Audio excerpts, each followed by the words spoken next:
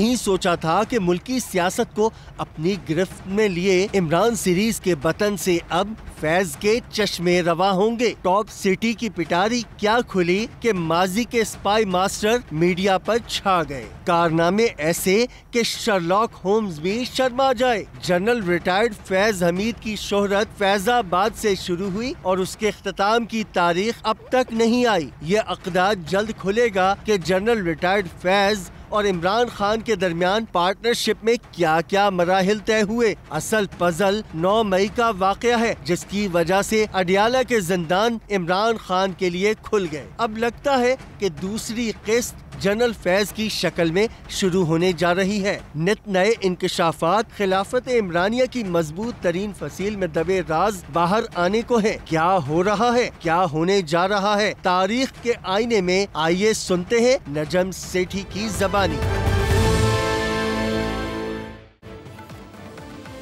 अस्सलाम वालेकुम। सेठी से सवाल के साथ मैं हूँ सैयद आयशा नाज, मेरे साथ मौजूद है नजम सेठी साहब। अस्सलाम वालेकुम। सेठ साहब, आज बात हो रही थी कि अगस्त बड़ा गैर मामूली होता ना। हम ऑफ द कैम्प बात कर रहे थे। अगस्त पाकिस्तान की तारीख में भी बड़ा गैर मामूली रहा है, खुसूसन 17 अगस्त 1988 जब ज़ियाउल हक साहब का तैयारा हादसे का शिकार हुआ। अगस्त तब भी गैर मामूली था, बहुत ज़्यादा हैपनिंग्स हुई, फिर उसके बाद तख्ता ही पलटा गया सारा। अब की बार भी इस साल अगस्त गैर मामूली साबित हुआ और मेरे लिए बहुत ज़्यादा खिलाफ तवक्को था। मेरा ख्याल है मेरे जैसे बहुत से लोगों के लिए होगा। वो बिलावल भुट्टो जरदारी साहब ने भी 2020 में कहा था, आई वॉज शॉक्ड जब उन्होंने PDM के जलसे से नवाज शरीफ साहब की तकरीर सुनी और नवाज शरीफ साहब ने 2 नाम लिए, जिनमें एक नाम जनरल फैज़ का था। तो बिलावल साहब ने कहा कि उन्हें हैरत हुई है। मुझे भी ऐसी हैरत हुई जब 12 अगस्त को TV पर ये सुर्खी चली, ये ब्रेकिंग फ्लैश हुई कि जनरल फैज़ हमीद को गिरफ़्तार कर लिया गया है। एक तो ये कि मेरे वहमो गुमान भी नहीं था कि ऐसा हो सकता है। दूसरा, उससे एक हफ़्ता पहले आप एक सवाल के जवाब में फरमा चुके थे कि कार्रवाई नहीं होती या इदारे कार्रवाई नहीं करते, वो कोशिश करते हैं कि वो फिर कल को अगर वो उस कटहरे में आए तो उनके खिलाफ भी कार्रवाई हो सकती है, इसीलिए ये सोच के कोई कार्रवाई नहीं करता। ये सेकंड लास्ट वीक की बात है जिसमें आपने एक साहब थे आमिर अहमद साहब, वो टोरंटो से आपसे ये जानना चाह रहे थे कि जनरल ज़हीरुल इस्लाम, जनरल शुजा पाशा, जनरल फैज़ हमीद, इसी तरह उन्होंने जुडिशरी में नाम लिया, जस्टिस गुलजार का नाम लिया, जस्टिस बंदयाल का नाम लिया, साकिब निसार साहब का नाम लिया, आसिफ सईद खोसा साहब का नाम लिया, और उन्होंने कहा कि इन मजलूमों पर इल्ज़ामात लगते रहते हैं, इन्हें सफाई का मौका कब मिलेगा, इनके खिलाफ कोई कार्रवाई होगी। तो आपने कहा था कि ऐसा नहीं होगा, लेकिन फिर उसके बाद ट्विस्ट आया। अच्छा, 12 अगस्त को ये अरेस्ट होती है और 10 अगस्त को जो हमारा शो है उसमें आपने जाते जाते एक ऐसी फुलझड़ी कही, मेरा ख्याल है वो हम ज़रूर चलाएं कि आप क्या कहा जिसमें मैं पूछ कुछ नहीं सकी। जी, इस वक्त तो बैलेंस जो है गवर्नमेंट के ख़िलाफ़ जा रहा है जी, मगर हमारी जो चिड़िया की खबरें हैं वो ये है कि इस बैलेंस को तब्दील करने की कोशिश की जा रही है। इससे ज़्यादा बात मैं नहीं करूँगा। तो इसलिए मैं ये कहूँगा अपने साथियों को, दोस्तों को, व्यूअर्स को कि स्टे ट्यून्ड, बहुत कुछ होने जा रहा है अगले 2-3 महीने में। जागते रहना। सब ट्यून तो रहे, लेकिन ये अनएक्सपेक्टेड था बहुत ज़्यादा। क्या पहले से इस पे काम चल रहा था या यकदम फैसला हुआ? ये आप सही कह रही हैं कि पिछले हफ्ते से पिछले हफ्ते जब ये सवाल आया कि इनके खिलाफ कोई कार्रवाई होगी कि नहीं होगी, जिन लोगों के नाम लिए आपने, तो मेरा मौक़िफ़ ये था कि नहीं होगी। और तारीख़ में भी बड़े कम ओकेजन्स हैं जबकि कोई अकाउंटेबिलिटी हुई है, क्योंकि ये अपने लोगों को प्रोटेक्ट करते हैं, specially at the highest level. अच्छा, वो एक्चुअली 100% तो एक्यूरेट बात नहीं थी, मगर एज अ स्टेटमेंट टू से कि जी शायद इस दफ़ा ये जजेस के ख़िलाफ़ भी कुछ नहीं होगा, और जो फैज़ हमीद और जितने बाकी लोगों के जो नाम लिए हैं, जिनके ख़िलाफ़ बहुत सी एविडेंस है कि वो गड़बड़ करते रहे हैं, मगर उनके ख़िलाफ़ किसी किस्म की कार्रवाई नहीं हुई, और 2 आर्मी चीफ्स होके चले गए हैं। तो अब लगता ऐसे ही है कि नहीं होगा कुछ। तो ये तो मेरा मौक़िफ़ था on the basis of what I knew and जो तारीख़ में हमें सीखा। तारीख़ में ऑफ कोर्स बहुत से नहीं, इम्पॉर्टेंट ओकेजन्स थे जहाँ आर्मी के अंदर उन्होंने करप्शन के ख़िलाफ़ या एस्पियोनाज के ख़िलाफ़ या ब्रेकिंग ऑफ डिसिप्लिन के ख़िलाफ़ या इवन अटेम्प्टेड कूज़ के ख़िलाफ़, कू मेकर्स के ख़िलाफ़ क्वाइटली कार्रवाई हुई थी। मगर ये जो मामला था, और मैंने उसका हवाला नहीं दिया, मैं आज देता हूँ उसका हवाला, मगर ये जो मामला था, ये क्या ये इस्टेब्लिश हो चुका था कि ये एक कंस्पिरेसी थी of an attempted coup within the army, क्योंकि ये बात कोई करता नहीं था। यही कहते थे कि ये attack on the army installations जो थी, this was a concerted attempt to destabilize. यहाँ तक बात नहीं आई थी कि शायद कोई ऐसी कंस्पिरेसी थी या कोशिश की जा रही थी कि किसी तरीके के साथ फौज के अंदर बगावत क्रिएट की जाए। अच्छा। और ऐसे हालात क्रिएट किए जाएं जिसके साथ कोई बदनमी आए और उसके बाद प्रेशर आए ऑन द आर्मी चीफ। अच्छा। और उनको तब्दील किया जाए। ये बातें ड्राइंग रूम्स में हो रही थी, मगर ये पब्लिक डोमेन में ये बातें नहीं हो रही थी। और उधर से भी कोई ऐसा इशारा नहीं आया था कि वहाँ भी कोई ऐसी सोच है कि शायद इसका भी कोई ख़तरा था या है, या इसके ख़िलाफ़ भी इंक्वायरी करनी है कि नहीं करनी। सो इस कॉन्टेक्स्ट के अंदर मैंने ये बात की। मगर पिछले हफ्ते जब मैं मेरे प्रोग्राम जब ख़त्म होने लगा, जब मैंने बात की, उस वक़्त चिड़िया की खबरें आनी शुरू हो गई थी कि कुछ फ़ैसले हो गए हैं, और वो फ़ैसले बड़े इनकलाबी किस्म के और रेडिकल फ़ैसले हैं, जिसके अंदर जो बाद में आपने सुना, इस किस्म की बात भी, इसकी भी बात की जा रही है कि अब वक्त आ गया है, हमें एविडेंस मिल गई है कि कुछ होने जा रहा था या कुछ अटेम्प्ट की जा रही थी। अच्छा। जिसके अंदर इमरान खान साहब और उनकी पार्टी तो इतनी नहीं, जैसे इमरान खान साहब मुलव्वस थे और जनरल फैज़ हमीद भी, इनकी कोशिश थी along with some other officers serving and retired, जो कि चाह रहे थे कि कुछ इस किस्म की सूरत हाल हो जिसके साथ जनरल आसिम मुनीर के ऊपर प्रेशर आए, either to concede Imran Khan or to be ousted or to be asked to leave or whatever.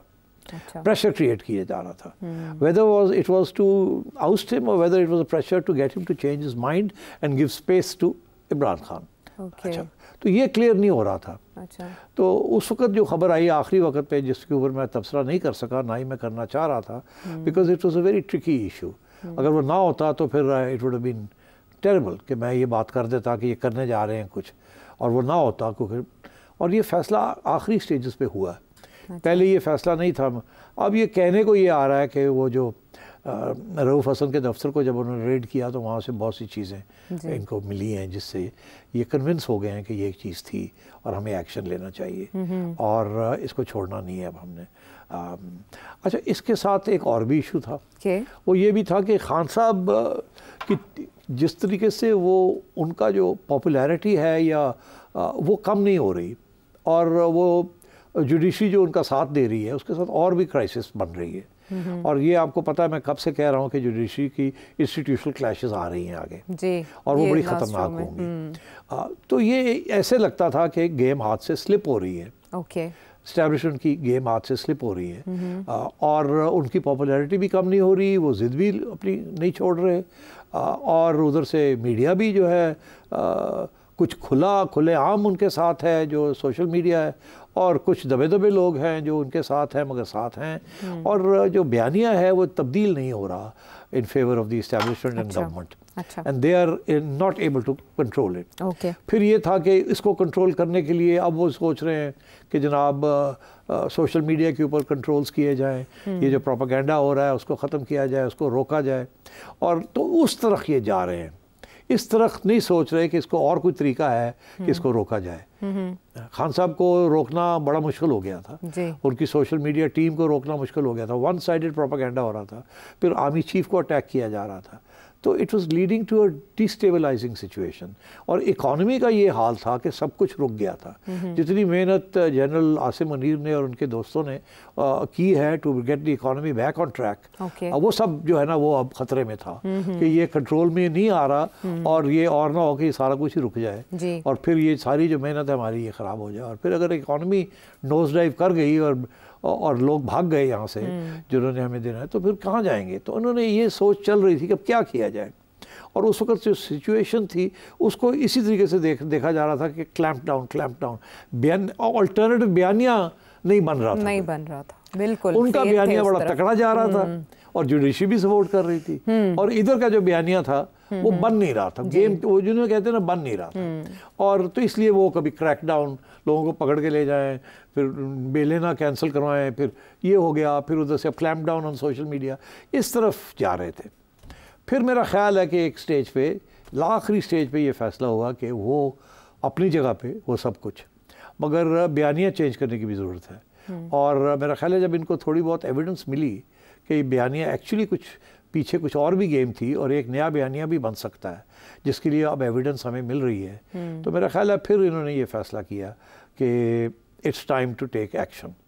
अच्छा, मैं बड़ा सोच रहा था कि पहले क्यों नहीं किया जी, और वो पहले इसीलिए नहीं किया जो वजूहत मैं आपको बता रहा था, मगर आखिरी स्टेज पे ये करना पड़ा। और जब 2 दिन पहले एक तस्वीर छपी जी पाकिस्तान इंडिपेंडेंट डे पे, जिसमें जनरल आसिम मुनीर के साथ राहील शरीफ हैं, जनरल राहील शरीफ और इशफाक परवेज़ कियानी भी थे, और जनरल बाजवा नहीं थे, वो नहीं थे, और भी कोई आर्मी चीफ नहीं था उनके साथ, जनरल जहांगीर करामत नहीं थे या नजर नहीं आए, हाँ, और नॉन फेसेस नहीं थे, बाकी ये 2 थे, ये नुमायां थे। हाँ, तो अब कुछ समझ आनी शुरू हो गई है कि ये 2 क्यों नजर आए और बाकी लोग शायद नजर क्यों नहीं आए। ये भी सोचिए कि ये 2 जो नजर आए हैं, इनके दौर में, जनरल कियानी के दौर में भी और जनरल राहील शरीफ के दौर में भी एक्शन लिया गया था उन आर्मी ऑफिसर्स के खिलाफ जिनकी अकाउंटेबिलिटी होनी थी और इन्होंने अकाउंटेबिलिटी की थी। अब जनरल कियानी के दौर में नेशनल लॉजिस्टिक सेल का एक करप्शन स्कैंडल निकला था, जी, आपको याद होगा, जी, बिल्कुल। कोई 1.4 या 1.5 बिलियन डॉलर्स NLC के जो गबन हो गए थे या लॉस हो गया था। उस वक्त भी 2 generals major generals were involved, one was serving, one I think both were retired, but उनको भी उनके खिलाफ भी जनरल कियानी के ज़माने में कार्रवाई हुई थी। तो मेरा ख्याल है एक तो ये वजह थी कि जनरल कियानी को भी बुला लिया गया, इनवाइट कर लिया गया, क्योंकि उनको भी याद दिलाया होगा कि आपने भी करप्शन के खिलाफ एक्शन लिया था और यहाँ भी हमें नज़र आ रहा है, तो I will need support on this. इसी तरीके के साथ जनरल राहील शरीफ के ज़माने में भी 6 आर्मी ऑफिसर्स को डिसमिस किया गया था फॉर करप्ट प्रैक्टिसेस। अच्छा, और इसीलिए मैं समझता हूँ जनरल राहील शरीफ भी को भी साथ ले लिया गया कि ये चीज़ें होती हैं और आपने भी किया था, मैं भी करने जा रहा हूँ। और जो साथ इल्ज़ाम जो लगाया जनरल फैज़ के ऊपर, वो करप्शन का भी है ना, तो वो आई थिंक वो बेस को कवर करने के लिए उन्होंने जनरल कियानी के ज़माने में जो हुआ और जो जनरल राहील शरीफ के ज़माने में हुआ वो साथ ले लिया। ठीक है। बाकी आइए आप बात जो कंस्पिरेसी थ्योरी है कि जी this was an attempt to put pressure on general Asim Munir either to instigate something against him or to put pressure on him कि इमरान खान के साथ मुकमका करो। तो क्योंकि ये हो रहा है और बेचैनी है फौज के अंदर भी, और लोग आके कहेंगे कि जी सर बड़ा गड़बड़ हो रही है, रोको इनको, PTI के साथ को मुकमका कर ले, या आप कर ले या फिर आप स्टेप असाइड करें एंड सो ऑन। इस किस्म की चीज़ भी हो सकती थी, जो कोशिश हो सकती थी। अच्छा। और इल्ज़ाम यही मेरा ख्याल है, इल्ज़ाम जो लगेगा अब बनाया जाएगा वो यही लगेगा कि it was a grand conspiracy against the ruling establishment hierarchy कि जी इमरान खान के हक में कोई फैसले हों और प्रेशर डाला जाए। अच्छा। So it will be a bit of a attempted pressure or may be leading to a attempted coup. अब ये आई थिंक एक केस तो बन जाएगा अब। अच्छा। और अगर जनरल फैज़ से और लोगों से बहुत सी इंफॉर्मेशन मिल गई, क्योंकि अब साकिब निसार को भी बुलाया जाएगा कि जी आपने ये बात कही थी फलाने जज को और ये किया और वो किया, तो पूरा एक कंस्पिरेसी बन रही थी। सो आई थिंक ये चीज़ें डेवलप हुई हैं। अच्छा। अब बात यह है कि क्या ये जो फैसला हुआ है इसके साथ इसके नताइज क्या होंगे, we can discuss that. But बात यह है कि देखिए तारीख़ में अगर आप देखें तो this is not the first time something like this is happened.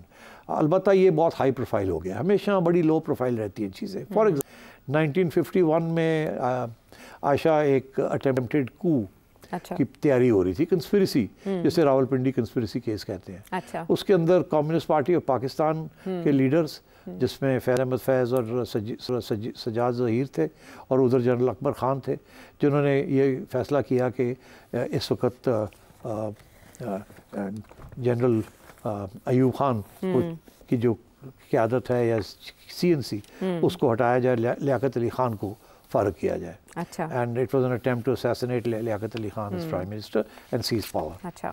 तो ये उस वक्त भी हुआ, मगर वो प्रूव नहीं हो सकी कंस्पिरेसी, मगर सजाएं मिल गई थी लोगों को। अच्छा। मगर वो इतनी हाई प्रोफाइल नहीं थी, उस वक्त मीडिया भी नहीं था, चुप करके ये हो जाता था। बाद में हमें पता चला क्योंकि रावलपिंडी कंस्पिरेसी केस पे कुछ लोग पकड़े गए हैं, फिर कुछ लोग छोड़ दिए गए हैं, और आज तक वो पूरी कहानी जो लोग पकड़े भी गए उन्होंने भी पूरी नहीं बताई कि किस किस्म की साजिश थी, या थी भी या नहीं थी, या बैठ के ड्राइंग रूम में गप्पे ही मार रहे थे और पकड़े गए, and so on and so fourth.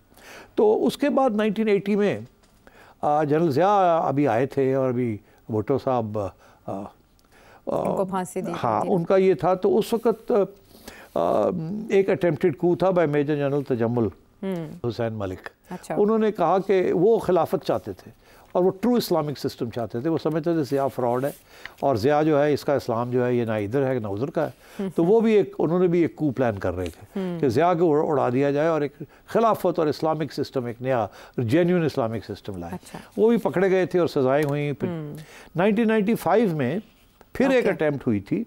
वो थे मेजर जनरल ज़हीर अब्बासी साहब। और बड़ी इंटरेस्टिंग बात है कि वो बेनज़ीर भुट्टो साहब की हुकूमत थी उस वक्त, और वो MI ने वो कंस्पिरेसी जो थी उन्होंने पकड़ी थी। उस वक्त DG MI मेरा ख्याल है अब कुली खान थे, जनरल कुली खान, और उन्होंने ये पकड़ी थी और उनको एक्सपोज किया था। 99 में जनरल ज़ियाउद्दीन भट्ट थे DG ISI। नवाज शरीफ की हुकूमत जब मुशर्रफ ने रिमूव की तो ज़ियाउद्दीन भट्ट को भी 2 साल as DG ISI house arrest में रखा था।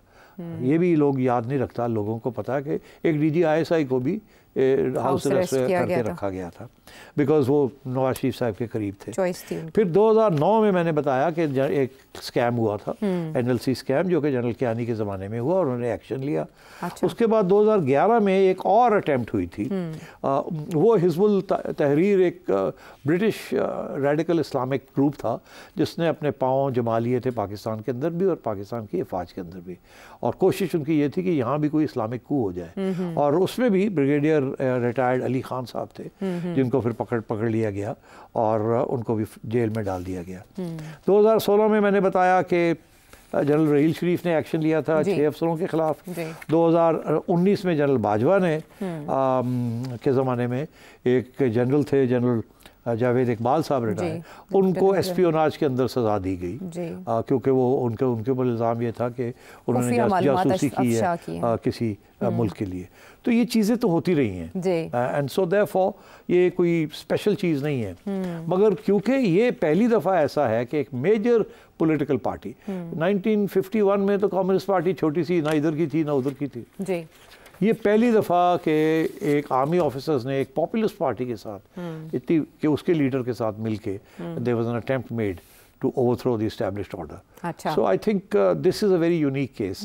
इसलिए मैं समझता हूँ कि इसके ऊपर अब इन्होंने फैसला ये किया है कि we are going to take action, और मैं समझता हूँ काफ़ी सिवियर एक्शन होगा। यही हमारे ख़बरें मिल रही हैं कि अब फैसला जो हो गया है तो अब नरमी नहीं दिखानी, अब पूरी फील्ड जनरल कोर्ट मार्शल ही होगा।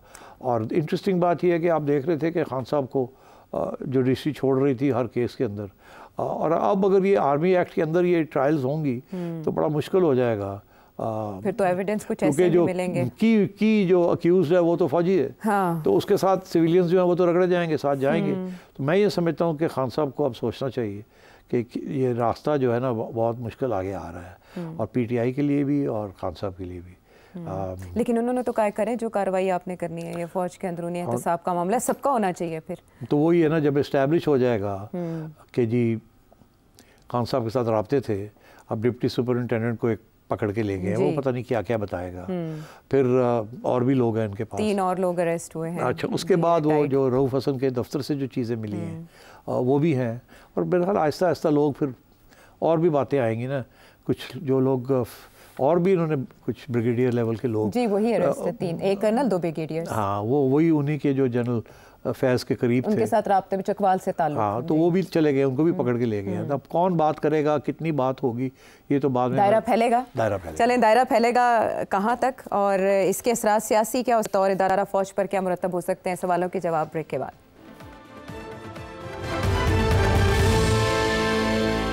शो में एक बार फिर खुशामदीद। आपने कहा कि बात अब निकली है तो दूर तलक जाएगी, फिर इसके निर्गे में कौन कौन आएगा ये तो आने वाला वक्त बताएगा। कुछ फैसल वावडा साहब की तो ज़ुबान किसी भी एक इंसिडेंट पे नहीं रुक रही, और नून लीग ख्वाजा आसिफ साहब खुसूसन वो तो, और राना सनाउल्लाह साहब भी, वो ऐसे जैसे जितने बहरान अभी तक आए उन सब के ज़िम्मेदार ये फैज़ हमीद साहब थे। तो मुझे आपसे ये जानना है कि फैज़ हमीद साहब पे ये इल्ज़ाम है कि प्रोजेक्ट इमरान खान को इस्टेब्लिश करने, इक़्तिदार में लाने, फिर उसके बाद हर तरह से उनकी मदद करने में फैज़ हमीद साहब शरीक हैं, बल्कि ये वही तोता हैं जिनमें जान थी पाकिस्तान तहरीक इंसाफ की। इनकी गिरफ़्तारी के सियासी असरात क्या होंगे, और फ़ौज बतौर इदारा क्या इस्टेब्लिश करने में कामयाब हो गया कि किसी भी रैंक का अफसर हो अगर उसके खिलाफ कोई केस आता है करप्शन का तो इनएविटेबल है उसके खिलाफ कार्रवाई। देखिए, पहली बात तो ये है कि मैंने आपको बताया कि पहले भी केसेस थे जो मीडिया में आ गई बातें, तो फिर उनके खिलाफ एक्शन तो लिया गया, मगर जो कि जिस किस्म का एक्शन लिया गया वो इतना स्ट्रॉन्ग एक्शन नहीं था। उनके कुछ पर्क्स एंड पेंशन वगैरह काट दिए गए, उनको ड्रम आउट कर दिया गया। कुछ लोगों को सज़ाएं भी काटनी पड़ी 3-3, 4-4 साल। मगर ये वो लोग थे जिन्होंने अटेम्प्टेड कूज किए थे या प्लानिंग हो रही थी and so on and so forth. तो अब सिचुएशन जो है is very different because this time it's highly politicised. जी, वो सारी चीज़ें जो थी वो इंटरनल थी, उसमें कोई ज़्यादा पोलिटिसाइजेशन नहीं थी उसमें। छोटे छोटे अटैम्प्ट्स थे बाय एम्बिशियस जनरल्स जिनके साथ कोई ख़ास लोग नहीं थे। यहाँ एक सिचुएशन ऐसी थी कि 2 सिचुएशंस थी, एक जो वाज़े है, दूसरी वाज़े नहीं है, मगर सोचा यही जाता है। वाज़े ये है कि खान साहब का बहुत सपोर्ट है आउटसाइड। वाज़े ये है कि खान साहब की और जनरल फैज़ की बड़ी क्लोज रिलेशनशिप थी। वाज़े ये है कि जनरल फैज़ को वो आर्मी चीफ बनाना चाह रहे थे। वाज़े ये है कि अपोजिशन ये सोच रही थी कि अगर फैज़ बन गए तो साढ़ा बेड़ा गर्क हो जाएगा। 10 साल प्लान है एंड सो ऑन। तो ये तो वाज़े है। जो वाज़े नहीं था वो ये था कि क्या फ़ौज के अंदर कंप्लीट यूनिटी है कि इमरान खान बंदा ठीक नहीं, या ये है कि फ़ौज के बहुत से लोगों ने इमरान खान के लिए भी वोट डाला है और क्या वो समझते हैं कि ही इज़ अबव रिप्रोच। तो क्योंकि अगर वहाँ इस किस्म की सोच थी रैंक एंड फाइल में, तो फिर मुश्किल हो जाता है ना to act against such a popular leader जिसकी पॉपुलैरिटी जो है सिर्फ आउटसाइड सिविलियंस में नहीं है कि आपके अपने इदारे के अंदर बड़ी सपोर्ट है उसकी। तो ये वाज़े नहीं था, मगर शक ये था, क्योंकि ये बातें बाहर नहीं निकलती। मगर ये शक जो था ये तो पॉलिटिकल लेवल पे था। वाज़े ये था कि जिस फौजी फैमिली के लोगों को हम मिलते थे, दे वर ऑल प्रो इमरान।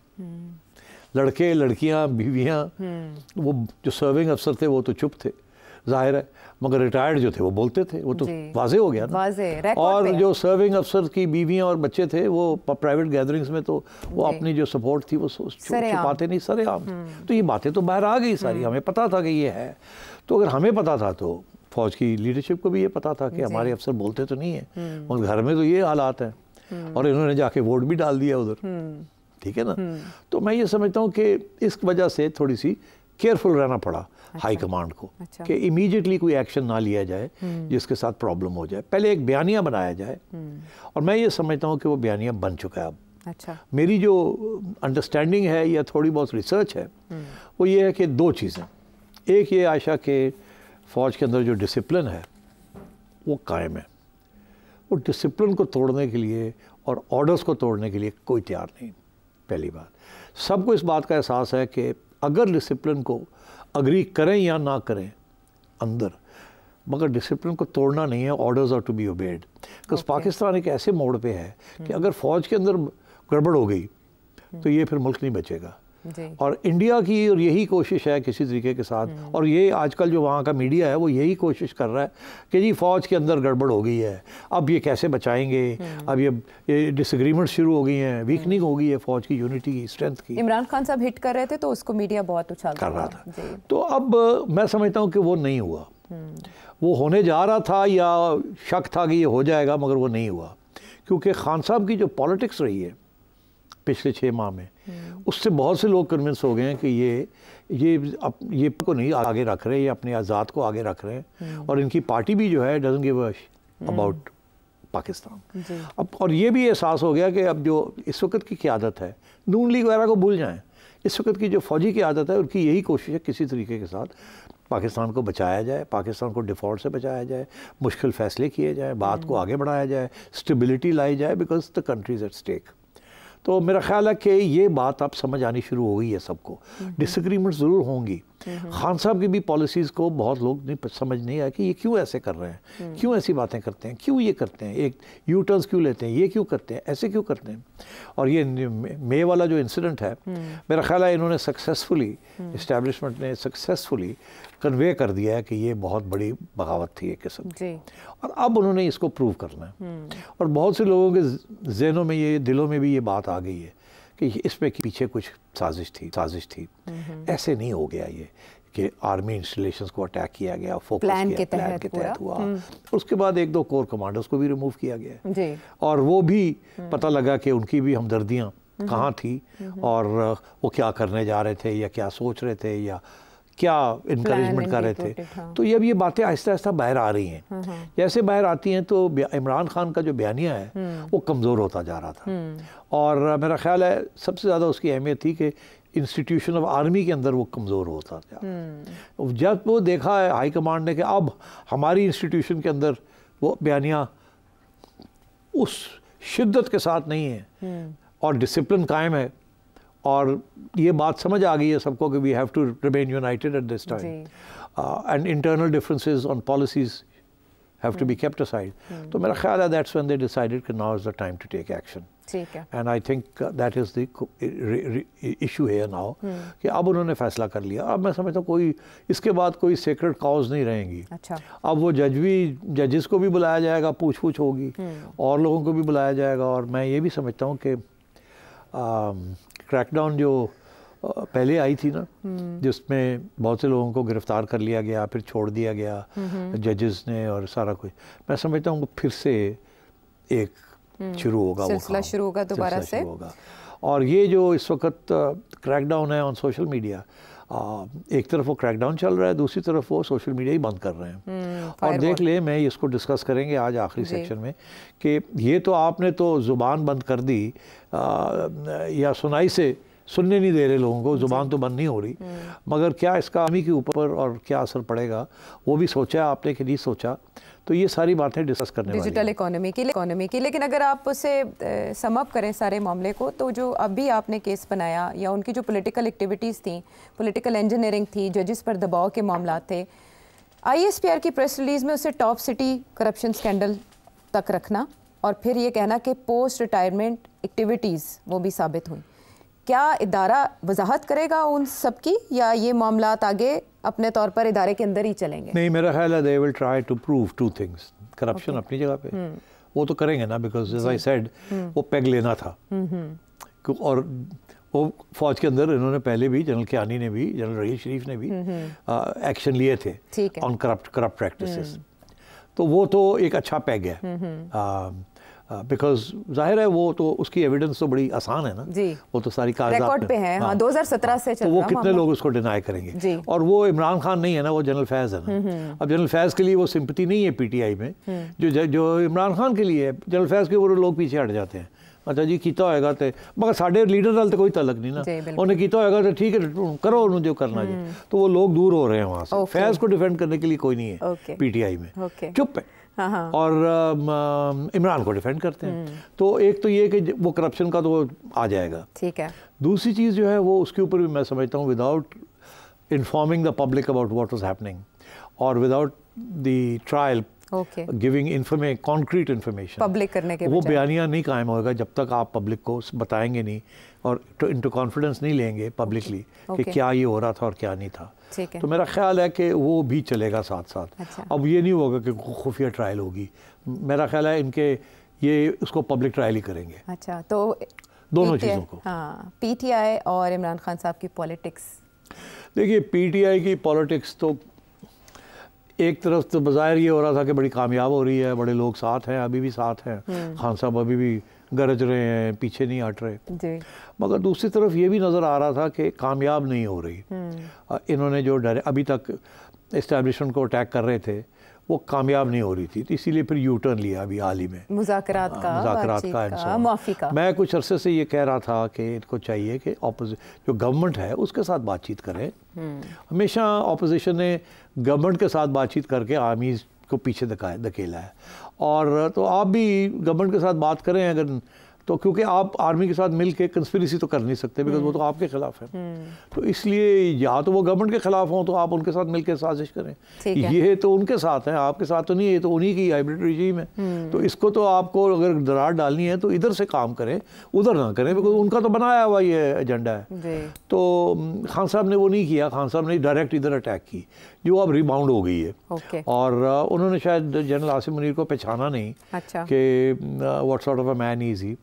जो आर्मी चीफ खुद इतना साफ शफाफ हो जिसके ऊपर कोई किसी किस्म का करप्शन का इल्ज़ाम ना हो या फेवरेटिज्म का इल्ज़ाम ना हो या और कोई फैमिली कनेक्शंस का इल्ज़ाम ना हो, जो कि एट सम स्टेज और the other her army chief को या मोस्ट आर्मी चीफ्स के ऊपर वो इल्ज़ाम लगते रहे, इनके ऊपर वो नहीं है। So he is clean, mister clean. अब जब मिस्टर क्लीन कुछ काम करता है तो उसको टारगेट करना बड़ा मुश्किल हो जाता है, even from with in outside the institution. Okay. Inside the institution he enjoys a very high reputation as being a clean cut soldier, a soldier. तो मैं ये समझता हूँ कि खान साहब has miscalculated. मैं एक ज़माने में समझता था कि he is doing the right thing because he is trying to create a constituency within the armed forces, but I think he failed. अगर कामयाब हो जाते तो there was nothing like it for him, मगर he's failed. Because the armed forces have not broken, they've stood like a rock, and on top of that, ये जो evidence मिलनी शुरू हो गई है अब कि इसके पीछे क्या था, because वो May 9th जो है वो तो 1 साल हो गया ना उसको, 1.5 साल होने जा रहा है, ज़्यादा हो गया ना, तो मतलब है कि it has taken so long to come to this conclusion कि ये जो है this is a major issue, इसको उस तरीके से नहीं होगा, इसको अब टैकल करना पड़ेगा at the level of the internal. शायद बहुत मोहतात रहते हुए ये काम किया। हाँ, बिकॉज वो पहले तो आउटसाइड कर रहे थे ना कि आप लोगों ने ये किया, आप लोगों ने ये किया। वो देखा कि जजेस जो थे वो छोड़ रहे थे, बिकॉज जिस किस्म की एविडेंस पाकिस्तान के सिविलियन कोर्ट्स में चाहिए होती है, बड़ी मुश्किल होती है। और सिर्फ एक वीडियो के साथ तो नहीं वो बनती, ठीक है ना, उसके लिए कंस्पिरेसी दिखानी पड़ती है। वो conspiracy was difficult to prove, you can't prove that conspiracy without a conspirator within the forces. Okay, तो ये आखिरी हथियार समझे, इसे आखिरी पता है ये जो इस्तेमाल किया गया है? ये आखिरी पता नहीं है, मेरा ख्याल है ये पहला पता है। अच्छा। अब इसके बाद मेरा ख्याल है काफ़ी छांटी होगी और काफ़ी चीज़ें और भी निकलेंगी, और बिकॉज ये अब ये मामला शुरू हो गया है, अब इसको किसी न किसी नतीजे पे लेके जाना है, और वो नतीजा जो है अगर वो कामयाब नहीं होता तो ये बयानिया ही उड़ जाएगा सारा। इसलिए this has to be successful. ये इमरान खान वाला बयानिया नहीं है कि जी 2013 की इलेक्शन चोरी हुई थी और एक कमीशन बना दें जुडिशल, और वो बन गई तो उन्होंने कहा जी कुछ भी नहीं हुआ, सब ठीक था, तो बयानिया उड़ गया। तो ये वो, और या उनका वो धरना वाला बयानिया था वो भी उड़ गया। ये उस किस्म की चीज़ नहीं है, ये सोची समझी अब ये फैसला हुआ है, और आई थिंक कुछ ना कुछ एविडेंस निकलेगी कि यहाँ गड़बड़ बड़ी हो रही थी। ठीक है, और उसके बाद आइंदा की गड़बड़ के लिए रास्ता बंद हो तो फिर तब बात है। भारत सेठी साहब ने कहा पत्ता है इसके बाद खेले जाएंगे, तो इसका मतलब है पत्ते छांटे जा रहे हैं और एक नई गेम का आगाज़ हो चुका है। बहुत से इंटरेस्टिंग पहलू तब भी पता चलेंगे जब पाकिस्तान तहरीक इंसाफ की सियासत, जिसको कहा जाता था कि वो बेसाखियों की मोहताज थी, इमरान खान साहब को मिलने वाली हुकूमत और उसके बाद का नस्म ज़ब्त जो कि इमरान खान साहब खुद भी तस्लीम करते रहे, तो आने वाले दिनों में पाकिस्तान तहरीक इंसाफ का नैरेटिव क्या होगा और इसकी सियासत किस रुख पर चलेगी, बहुत दिलचस्प। ब्रेक के बाद आते हैं वापस।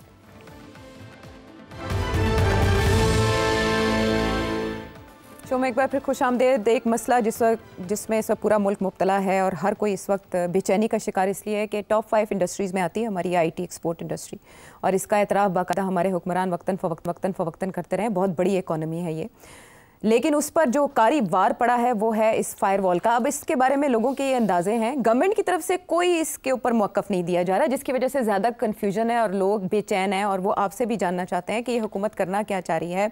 कोई हमें जवाब दे नहीं है, कोई इदारा इस पर वाज़ेह मौक़िफ़ नहीं दे रहा। जितने लोग ये फ्रीलांसर्स का काम करते हैं उन बेचारों का काम मुतासर हो रहा है, और ऊपर से आपके जो बजट है, आपके मुल्क की जो इकॉनमी है, वो आपको इतना मजबूर करती है कि आपको गुजारे के लिए इस तरह के जो प्लेटफॉर्म्स हैं उनको इस्तेमाल करना पड़ता है, वो फाइवर हो, वो ओडेस्क हो, और इस तरह के दीगर मामला।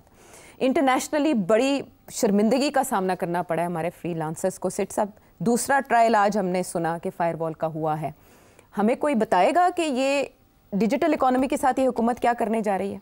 देखिए, बताने की क्या ज़रूरत है, वो तो पता है हमें क्या होने जा रहा है।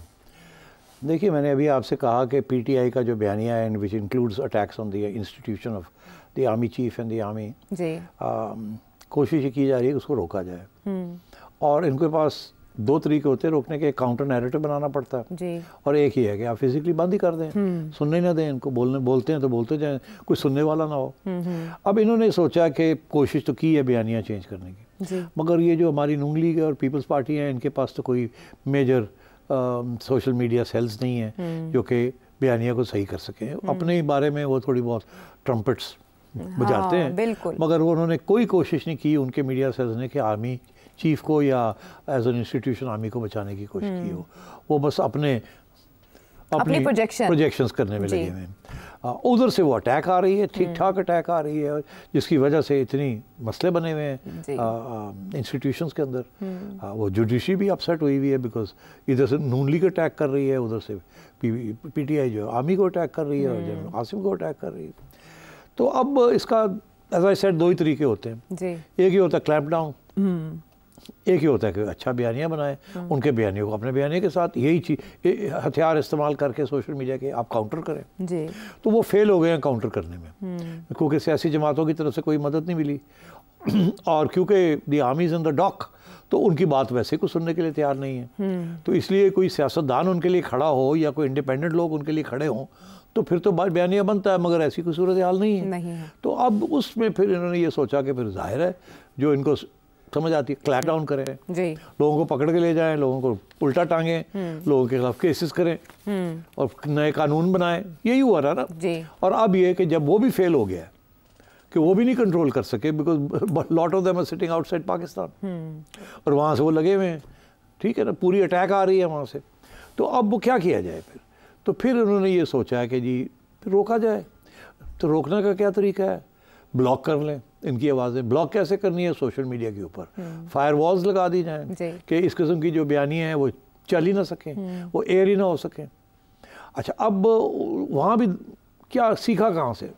इन्होंने सोचा कि जब चाइना से पूछा जाए आपने कैसे किया। अच्छा, अब चाइना ने तो बड़ा सक्सेसफुली फायर वॉल्स बनाए हुए हैं और मुझे नहीं पता बट सुन में ये आ रहा है कि काफ़ी कंसल्टेशन की है कि किस किस्म की फायर वॉल्स होनी चाहिए। पाकिस्तान ने हाँ, यहाँ भी किस किस्म की फायर वॉल्स होनी चाहिए। अब चाइना में और पाकिस्तान में बहुत बड़ा फ़र्क है। फ़र्क ये है कि चाइना के अंदर कोई popular movement against the communist party of China नहीं है। राइट। कोई एमिग्रेज चाइनीज़ बाहर नहीं बैठे हुए जो पूरा हमला कर रहे हैं कम्युनिस्ट पार्टी के ऊपर ऑफ चाइना या चाइनीज़ गवर्नमेंट के ऊपर या चाइनीज़ फौज के ऊपर, ठीक है ना। तो वहाँ तो एक कंसेंसस है कि इधर जाना ही नहीं है, हमने बात ही नहीं करनी। और क्योंकि इतनी इकोनॉमिक ग्रोथ हो रही है तो वो उस किस्म की बेचैनी नहीं है। जो बेचैनी हमें बताई जा रही है वो वेस्टर्न मीडिया बता रहा है कि जी वहाँ क्लैंप डाउन है, वहाँ ये नहीं है, वहाँ वो नहीं है। मगर उन्होंने तो खुली छुट्टी दी हुई है और जो उन्होंने जो बड़ी सोफिस्टिकेटेड तरीके के साथ जो बाहर की आवाज़ें हैं उनको बंद किया हुआ है। जो चाइनीज़ आवाज़ें हैं वो तो आवाज़ ही नहीं है, बिजनेस वो तो कारोबार की आवाज़ें हैं। उन्होंने कारोबार के लिए सब खुला छोड़ा है जी। वहाँ उन्होंने बड़े, और उनको फिक्र भी नहीं है कि चाइना की तरफ से या चाइनीज़ की तरफ से कोई अटैक आएगी उनके ऊपर। तो उनके लिए तो बहुत एक सोफिस्टिकेटेड सिस्टम की जरूरत नहीं थी। तो उन्होंने मोटी मोटी चीज़ें ब्लॉक करनी थी कि जो बाहर से आ रही है, जो बाहर से उसको ब्लॉक करना जी, ठीक। अच्छा, और मगर कारोबार के लिए मतलब हाई स्पीड इंटरनेट, हर किस्म की IT फैसिलिटी, उनकी तो इकॉनमी उस पर चल रही है, ठीक। अब ये है कि यहाँ वो नहीं है। यहाँ जो अपोजिशन आ रही है वो आपके अपने लोगों से आ रही है और बाहर से आ रही है, इंदर से आ रही है और बहुत बड़े पैमाने पे अटैक आ रही है जी। तो इसलिए इनके पास वो चाइनीज़ मॉडल यहाँ चलना नहीं था। फिर तो इन्होंने वो सोचे बगैर चाइनीज़ मॉडल ले लिया कि जी हम भी ब्लॉक कर देते हैं। अच्छा। अब उस ब्लॉक करने के साथ ये हो रहा है कि अब कारोबार जो है उसके ऊपर असर पड़ रहा है। ठीक है, तुम और मैं जो हैं वी कांट एक्सेस ट्विटर। पहले तो यही हुआ ना कि ट्विटर को बंद करें जी। तो ट्विटर बंद कर दिया, किसी को नहीं बताया क्यों किया क्यों नहीं किया। यहाँ तक अदालतें पूछती रह गई कि जी बताएं तो सही ट्विटर को क्यों बंद किया भी है कि नहीं। मानते ही नहीं थे, नहीं मानते। और खुद प्राइम मिनिस्टर साहब और बाकी लोग VPN करके इस्तेमाल करके वो ट्विटर इस्तेमाल कर रहे थे। फिर ये खबर आई कि अच्छा आप लोग VPN पे कर रहे हैं, VPN के ऊपर भी अब क्रैकडाउन आ रहा है कि जी अब सोचे समझे VPN 3-4 रखेंगे, बाकी सब जो है वो छुट्टी करा देंगे, ठीक, ताकि वो भी कंट्रोल में आ जाए। अच्छा, तीसरी चीज़, अब YouTube और जो बाकी जो हमारे हाई स्पीड इंटरनेट की जो हमें फैसिलिटीज़ हैं हमारे पास, वो उनको असर होना शुरू हो गया, बिकॉज ये सारे का सारा इंटरनेट इफेक्ट हो गया। दुनिया 5G की तरफ जा रही है, आपने 5G भी बेचने जा रहे हैं जी। अभी अनाउंस हो गया कि 5G के भी बेचेंगे। उधर 4G के अब 3G नहीं आ रहा जी। तो अब 4G तो आपने बंद कर दिया, तो 5G आप बेचने जा रहे हैं और उधर से 3G आ नहीं रहा है, डेटा नहीं आ रहा है। और आपने अभी बताया कि 300 मिलियन से ज़ायद हमारी आईटी की ऑनलाइन ट्रांजैक्शंस हैं, इकोनॉमी है और ये बढ़ रही है, दिन ब दिन बढ़ रही है, ग्रोथ मैसिव ग्रोथ हो रही है। It's a source of major employment for young people कि वो घर में बैठ के लगे हुए हैं, कोई $10,000 कमा रहा है, कोई $5,000 कमा रहा है, and it's increasing and they are very resourceful. अब वो चीखें निकल रही हैं उनकी, लोग बाहर के लोग जो यहाँ सॉफ्टवेयर डेवलपमेंट हो रही है उसको कैंसिल कर रहे हैं because they are not able to deliver on time, because इनकी जो सारा इंटरनेट स्लो डाउन हो गया है। आई थिंक दिस इज, जिससे अंग्रेजी का मुहावरा है, मिसप्लेस्ड कॉन्क्रीटनेस। मैं समझता हूँ this policy is a policy of misplaced concreteness. ये इसका कोई फायदा नहीं होगा। जो बयानिया आप बनाना चाह रहे हैं या जिसको आप रोकना चाह रहे हैं वो इससे नहीं रुकेगा और आपकी कारोबार जो है उसको वो असरअंदाज होगा और it will create another source of resistance to this hybrid government and this regime. तो मैं ये समझता हूँ कि this is a bad way of dealing with this situation. आप बयानियाँ बनाएं, आप होमवर्क करें, आप खान साहब को और पीपल इनकी पार्टी के लिए जो रियल इल्ज़ाम है अगर आपने करना है तो उधर जाएं आप, या फिर अल्लाह खैर सलाह खोल दें। ये जो करने जा रहे हैं ना इधर की बात है ना उधर की बात है। We are going to suffer, we are all suffering, it doesn't matter whether you and I are suffering, we are not consequential. But जो कारोबारी लोग हैं वो अब चीखें उनकी निकलनी शुरू हो। इन्वेस्टमेंट कैसे आएगी इंटरनेशनल? और एक तरफ ये कह रहे हैं हम इन्वेस्टमेंट करने जा रहे हैं और SIFC जो है वो तो तवज्जो दे रही है। I would advise this government कि इधर मत जाए आप, डोंट डू दिस फायरवॉल। ये आप you will create more problems. इतनी सोफिस्टिकेशन आप में नहीं है और ये आप प्रॉब्लम्स क्रिएट होंगे फॉर बिजनेस। छोड़ दें इस बात को। आप जो बयानियाँ बनाएं और जो सिलेक्टिव किस्म की ब्लॉकिंग है वो आप करें, जो आप कर सकते हैं। ऐसी कोई बात नहीं है। आप YouTube और ट्विटर इन लोगों से बैठ के डिटेल्ड हार्ड टॉक करें कि हमारे ये प्रॉब्लम्स हैं and you try and get other foreign governments on board, explain your point of view and use these institutions to do some censorship और some policing themselves। मगर ये जो आप ब्लैंकेट किस्म की ये जो 2 महीने हो गए हैं ये फायरवॉल बन रही है, ये फायरवॉल जब बन गई ना तो और भी प्रॉब्लम्स होंगे।